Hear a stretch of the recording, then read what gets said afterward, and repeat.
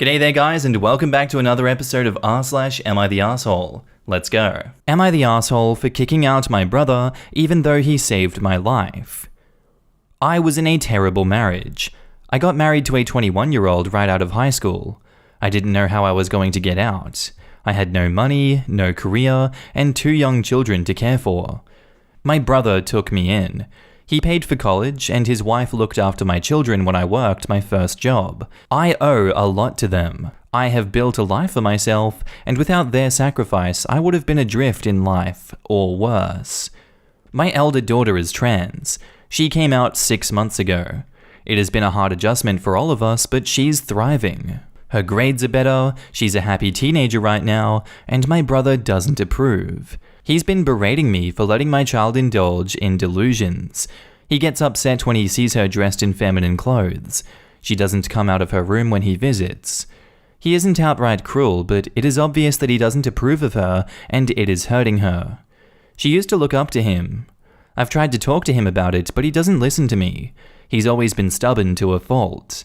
I told him not to come to my house if he isn't going to treat her respectfully. He got upset, and he's not talking to me. My mother is furious with me. She thinks I'm being ungrateful. He has done a lot for me. She thinks that I should have been firm, but I shouldn't have kicked him out of my house. I feel like I'm in a terrible position. I feel incredibly ungrateful for kicking out my brother who saved us. It would have taken me years more to get out of the marriage. I know that I am doing the right thing, but it feels all wrong and horrid to kick my brother out when he has done so much for us. And now in the comments, not the arsehole. You are being a good mother. Your brother did a lot for you, but that doesn't give him free rein to be disrespectful to you or your family. This OP, please don't back down for your daughter's sake. Unfortunately, there will probably be enough people in the world who won't take her seriously or even bully her. She should at least feel safe in her own home. Not the arsehole. Helping you out earlier in life does not give your brother a lifetime pass of arseholishness. Good for you for standing up for your own daughter. Don't give up an inch unless he is willing to change his ways. This is the hill to die on. Yeah, no amount of owing someone means you owe them the opportunity to hurt your child. Prior good acts don't negate the consequences of current arseholery. This is a horrible situation, OP. For starters, definitely not the arsehole. Good actions don't mean that we should ignore bad actions, and your brother being stubbornly rude about your daughter is a horrible action. I think you need to sit your brother down, away from your own home, in a neutral place, and tell him exactly this, that you owe him so much and love him dearly, but you need to look after your daughter's well-being, and as yet, his actions have been negative to that. That he has a clear conscience, be kind and polite, or not be invited over anymore, but that you will regret that bitterly. Not the arsehole. People don't get to hold their past assistants over your head for the rest of your life while they disrespect you. End of story. Not the arsehole. I came in here sure that you were the arsehole from the title, but no, I take that right back. He's being very disrespectful towards your daughter, who will probably have to deal with this type of BS for all of her life, but she definitely should not have to deal with it in her own home. Your feelings that you may be an arsehole here are completely justified. It is a difficult position, but I'm assuring you, you did the right thing. Nothing your brother has done for you in the past gives him the right to be disrespectful towards your family. And now onto the update. I read a lot of the comments posted, and I realized that almost everyone was voting in support of me. It helped with the gnawing guilt I had over the situation. I have a very small Insta account where I post pictures of my children to share with the family. I made it a point to post pictures of my daughter being happy. I asked my sister-in-law to show it to him so that he could see how happy she is. It took some time, but he came around. My brother is stubborn, but my niece is just as stubborn. My sister-in-law told me that they had more than a few yelling matches about this topic. It took some time, but they slowly wore him down. We talked, and he said he didn't understand it all, but he could see that my daughter is happy. My daughter was hesitant to meet him, but they had a good conversation and he apologized. He even shed a few tears. She's very happy that her uncle is going to spend time with her now. I'm sure it won't be easy, but I think their relationship will be fine. Now in the comments, such a wonderful update. Great job protecting your daughter by having a firm boundary, but at the same time not giving up on your brother. A+ parenting. My sister is trans, and communication is key. It still takes a lot of talking through everything, and it's the small moments that matter. Like the first time my stepdad, her father, said, "Hello, my daughter," to her on the phone. She called me bawling her eyes out because all the fights we had and the long conversations and the fear made it worth it. In the end, people need time to get past what they don't understand and more time to get beyond their fear and their awkwardness. When there are hiccups, and there will be, don't react with an ultimatum. Just be patient and talk it through. It's a major adjustment that people need to understand, and it's an ever-changing field with new language. Even yesterday, my mum dead-named my sister because of something that she was misremembering that she had done pre-transition, so it becomes really difficult to understand how to discuss what someone does pre- and post-transition. Patience and self-analysis matters. Unexposed is titled, "Would I be the asshole for leaving a family trip early?" I, 27 male, lost my vision 3 years ago and became completely blind. It's been a major adjustment, but ultimately I'm doing well. I've lived out on my own since before losing my sight and continued to after. Over time, I actually saved an appreciable amount in electricity as I don't need the lights on at all, but it leads me to situations where it's just no longer on my mind when entering or leaving a room to flip the switches. I try to make a conscious effort at other people's houses. I've been staying over at our parents' place with my 2 siblings and their spouses. It's a full house over the holidays. We all moved out to other states, so it's a bit of a distance for us to visit. Plus, it's been 5 years since all of us have been together, and for some of us, it's been years since we saw our parents. As a result, we are all celebrating Thanksgiving and Christmas now. Multiple times during the week so far, we've had light switch incidents and it's frustrating the family. The switches are ambidextrous and often connected to one another inside the room, so it's entirely possible for me to walk in and flip the switch on and actually turn it off, or walking out, flip the switch to off and have it turn on. This is creating chaos. I've had someone throw a book near me, or other times start screaming in shock because I was in a dark room and didn't realize they walked in until they shouted. Sister-in-law apologized profusely for the book though. Dad will start complaining about how he's not made of money and remind us that he's told us 1,000,000 times that the last person out of the room has to turn out the light, only to get very quiet when I admit that it was probably me. Then he'll just say not to let it happen again. A couple of times my sister has brushed past me and turned a light out behind me, and when I thanked her, she sighed and said, "Well, you clearly have difficulty." I'm getting really self-conscious in a way that I haven't been for a couple of years now. I tend to stick in my room until I hear multiple people awake in the morning, and I follow them around the house. But even so, I've had to be careful if it was my brother or his wife, because my sister or her wife, book sister-in-law, or mum and dad will startle. Mum has always joked about having cardiac issues, but it's starting to affect me when she says that I'll give her a heart attack by my sneaking around. Even so, my brother will sometimes ask me why I'm following him like his shadow, which is to avoid messing up the lights. I don't want to be using my eyesight as an excuse, but I feel like it might be best if I head out now and let them have their Christmas together. And now in the comments, not the arsehole, but since you don't need the lights, don't touch them at all. Let the people with sight deal with the lights. Then they cannot complain about the lights. Then you can go about your regular business. I assume that's why they are scared of Mum having a heart attack and why there has been a book thrown and people startled. It seems OP won't be able to win because they either try and do it wrong or ignore it and be creepy in the dark. OP has a disability that appears to be permanent and a family that refuses to accept both the situation and the way that things are. Yelling at OP, throwing things at OP, and treating OP like he's a creep will not change anything with the exception that OP may reach the point where he decides that it just isn't worth visiting them and being subjected to their abuse. And OP's family will all probably be Pikachu face, wondering why OP does not want to spend time with them. Not the arsehole. Family does not have to be about biology, but spending time with people who accept you for the way you are. Not the arsehole. Your family is horrible. I mean, I appreciate that it is an adjustment for them too, but it sounds like they aren't adjusting. just overreacting. The easiest solution for the light switch situation is a bright line rule that you are not responsible for the light switches. The last sighted person leaving the room is responsible for turning the light off. And OP replies, they have known since it happened, but this is the first visit to our parents since, and the first time my brother and I have been in the same state since it happened. My sister only twice since, each early in the recovery, so this is the first time that we have all been in the same roof again after I lost my sight. So it is a big adjustment. It's one thing to be told, another to actually be there in person. Not the asshole. It sounds like they are trying to cover their nervousness with humor. Bad humor, maybe, and don't realize how sensitive you are right now. All of their reactions seem to be automatic and not focused on your sightlessness. Talk with them in a family meeting type setting and discuss. Let them know what you are sensitive about and what not. Also, inform them that you will not be touching light switches, so the bill is all theirs. You would not be the asshole.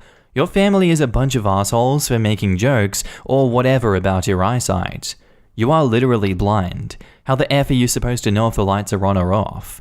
They need to get up to speed on what being blind is even remotely like and stop with the comments. I would recommend night lights for these rooms.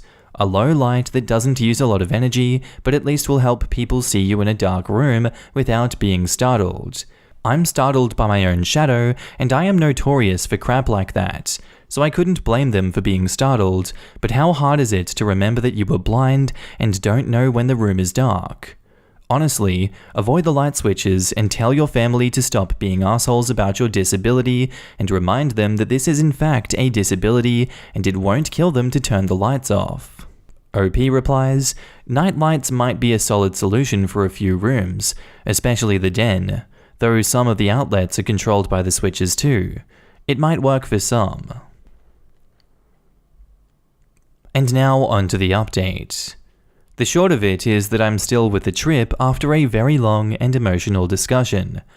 I'll preface everything that none of them meant to make me feel like a stranger in my childhood home, or that I had to hide just to avoid inconveniencing them. They all feel horrible and have apologized.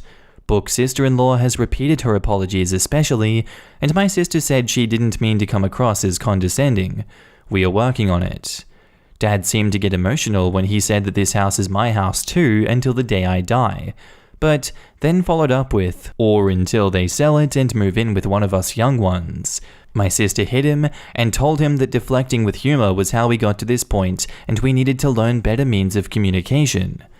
Her wife suggested family therapy and my brother seconded it. None of us are opposed, even my bootstrap-loving father.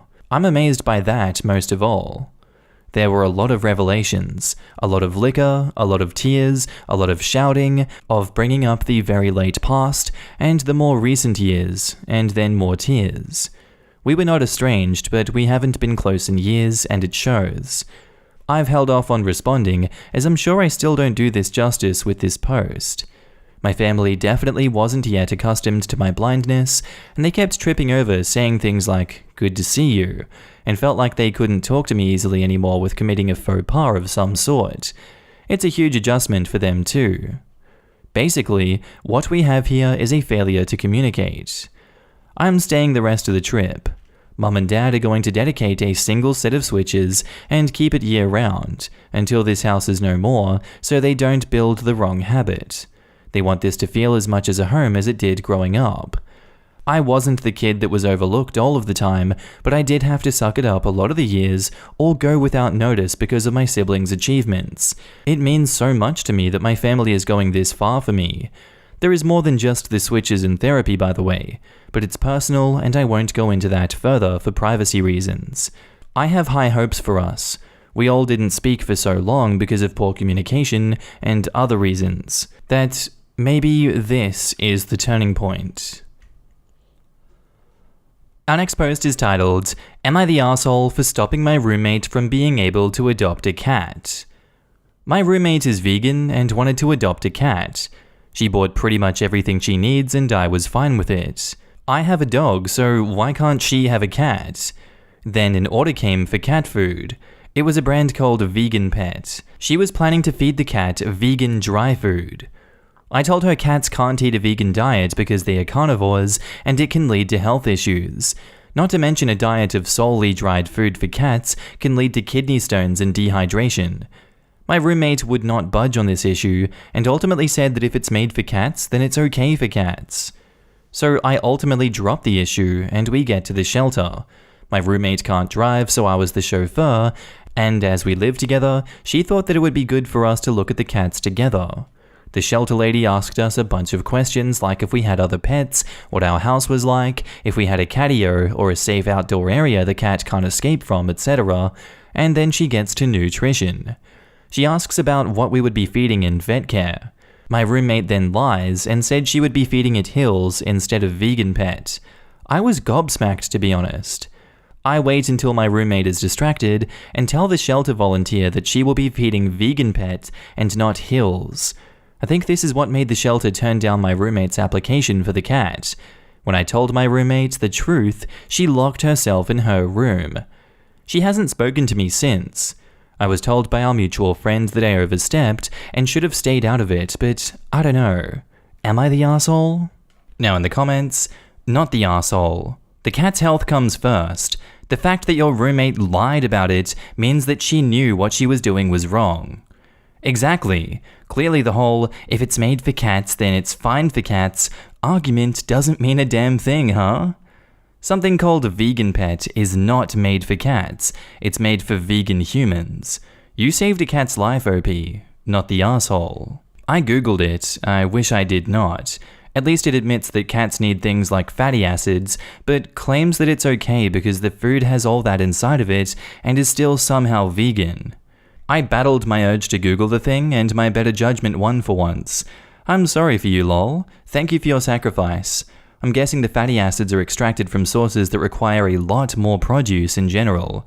Being vegan probably should still align with not wasting or straining the food chain, but I just don't see how that can ever be cool to feed a carnivore with like 7,000 pounds of chia seeds worth of fatty acids instead of one fish. I love animals, and I often wish I could go without eating them, but I've tried to be vegetarian, and it turns out that I have way too many health issues already, and it only takes like 2 days before I'm fainting and extra crazy deficient in like every vitamin. I look at it, instead, as doing what my physiology requires, which is how any human should feed their pets in relation to what they require. Vegan here, not the arsehole. I have a cat and a dog, and they get a diet that mimics their natural one, which is based on science. I, as a human, have the option to decide to only eat plants and not meat, but carnivores don't. If your housemate doesn't want to feed a pet animal products, then she needs to find a herbivore or an omnivore pet. And clearly, your housemate knows that they were in the wrong because they lied when asked. I understand why to some it would look like an overstep, but not providing an adequate diet to a pet is animal abuse. So this is about animal welfare, not you trying to stop your housemate from having a cat. Good luck with it all. I usually don't like vegans because of the attitude most of them share, like OP's roommate, thinking it's something everyone, even animals, should do. But I have a lot of respect for you from just reading your comment. We are not all insane. There are literally dozens of us, Lamau. But really, as in any subculture, it's the crazies who are loudest and give us a bad name. The way I look at it is that humans, of a certain economic ability and health, can choose to not consume animal products against our natural state, whereas animals cannot make such a choice. I think it's our moral duty, for human and environmental reasons, to limit animal consumption if we're able. But people who are not able to make that choice should not be ashamed, and certainly, animals who are obligate carnivores should not be forced to forego their natural diet. Not the arsehole. You did the right thing. I worked at a vet for years and could tell you the horror stories of people feeding vegan diets to animals. So, what exactly happens?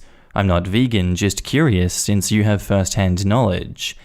Hair loss, organ failure, rashes, vomiting and bowel problems. It can lead to animals becoming underweight due to incredibly low fat contents. And now on to the update. It's about 7:30 PM, my roommate finished work at 4, but she didn't come home. This is pretty unusual for her, but I assumed that she had something to do, maybe shopping. She got a cat. I asked her where it's from, and she said she bought it from someone off Gumtree, similar to Craigslist. So we have a ragdoll now, I guess. Edit to add, I will feed the cat separately. I feed my dog raw food. His freezer is in the garage, which my roommate never uses, so it'll be easy to just buy extra meat after formulating a diet plan suitable for cats and feeding the cat at the same time as my dog. Edit to add, I will just answer a few questions here. She is anti-vax, which I'm guessing is anti-vax, and minimal vet care. She wants to be holistic and natural, but the cat will receive proper vet care. I won't budge on that ever. I will take her to the vet tomorrow. I will get my vet, who is very pro-raw, to talk some sense into her. If that doesn't work, I will get my vet to report her. I think the RSPCA will listen to the vet more than me. As a dog groomer, I deal with my local animal control all the time. Please do not have much faith in them.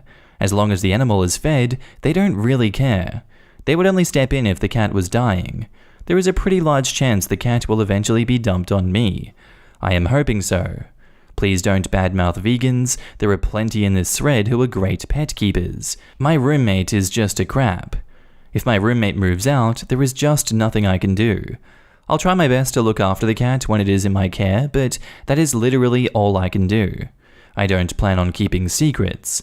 My roommate will know that I am feeding her cat. Okie dokie artichokey, that is where we end today's episode.